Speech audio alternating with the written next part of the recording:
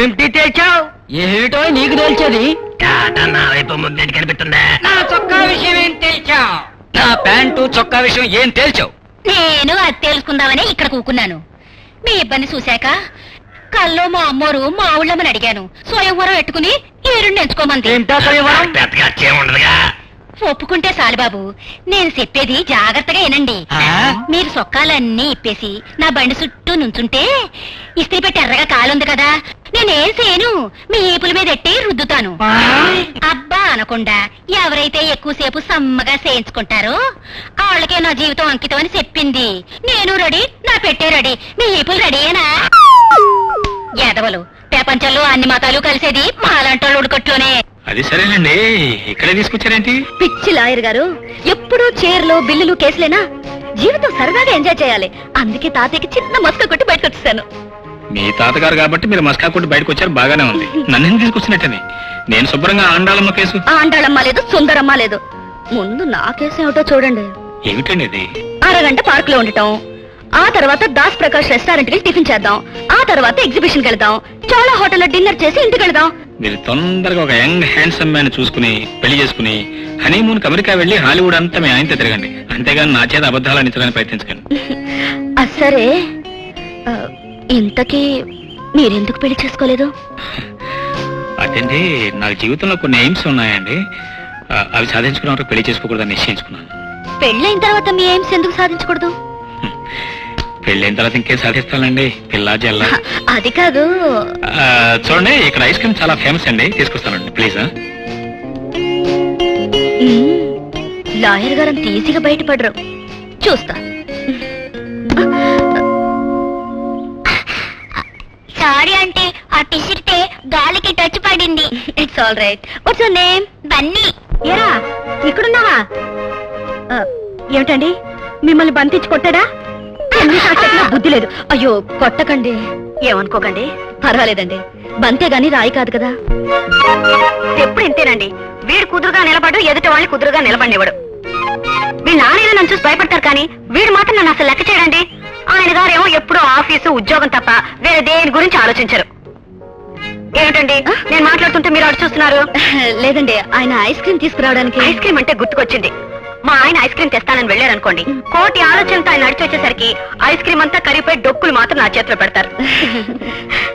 నా మతి మండ, మీరెవరో తెలియకుండానే నా భాగవతంతో మీకు చెప్పి మిమ్మల్ని బోర్ కొట్టించేస్తున్నాను. లేదు. ఇంతకు మీ పేరేమిటండి? రేఖ. నా పేరు విజయ. ఎంతమంది పిల్లలు? అబే, ఇంకా పెళ్లి కాలేదు. చేసుకోండి, వస్తానండి.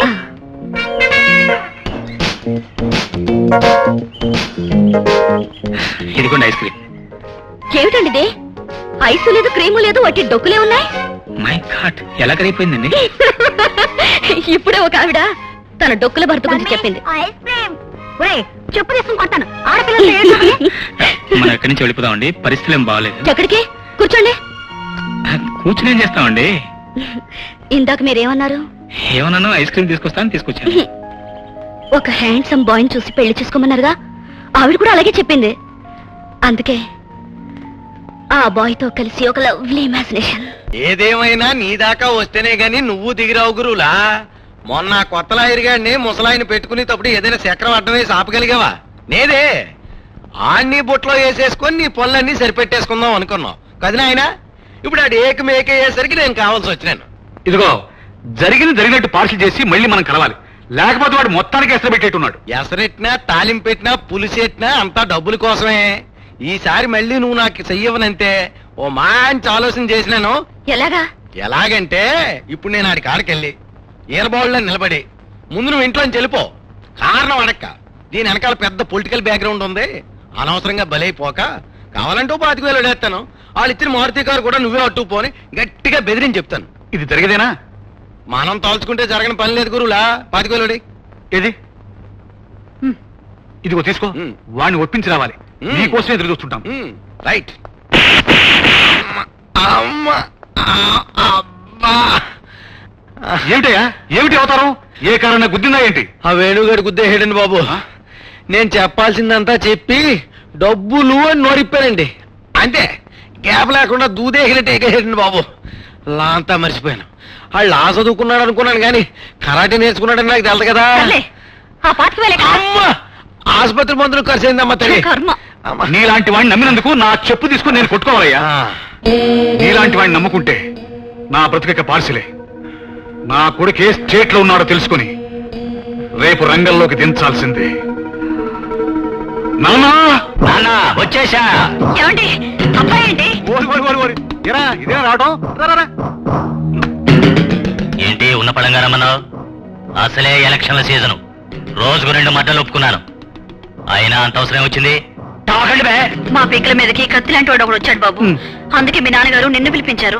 ఆడెవడో చెప్పండి. ఈ రాత్రికి మార్కెట్ వేసి మర్డర్ చేసేస్తే పోద్ది. తాకో.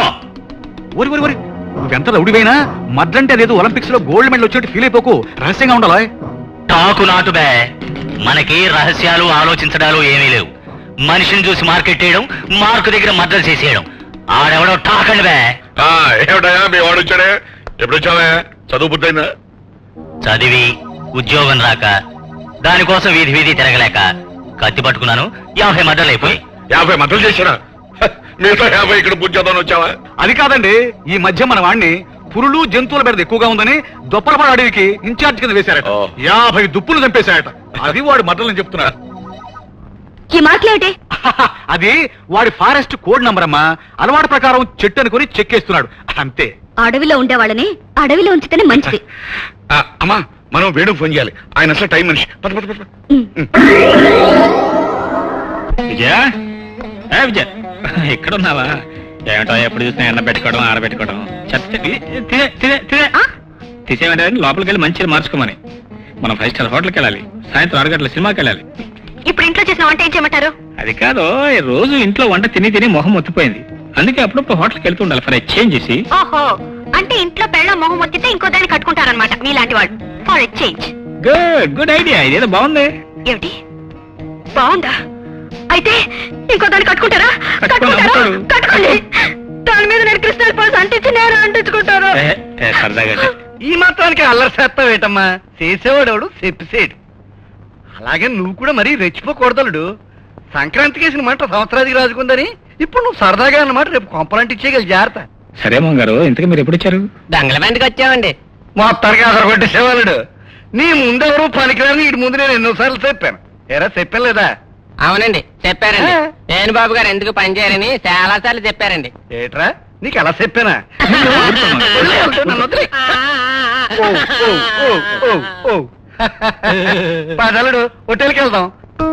మీ బాబుగాడు ఆ చెంబులు రావు గాని తప్పించుకుని వచ్చేసరికి నా తల ప్రాణం తోకొచ్చింది. ఏమండి, ఇక్కడ వాతావరణం ఏం బాగోలేదు. అది చూడండి, వచ్చిన ఆడవాళ్ళందరూ మీ వైపు చూస్తున్నారు. గుడ్. అమ్మా చూడు. కూర్చోరా, కూర్చోండి. మంచి హోటల్కి తీసుకొచ్చారా? Famous hotel. వాడు తొందరగా ఆర్డర్ ఇవ్వండి బాబు. 1 మినిట్. బేరర్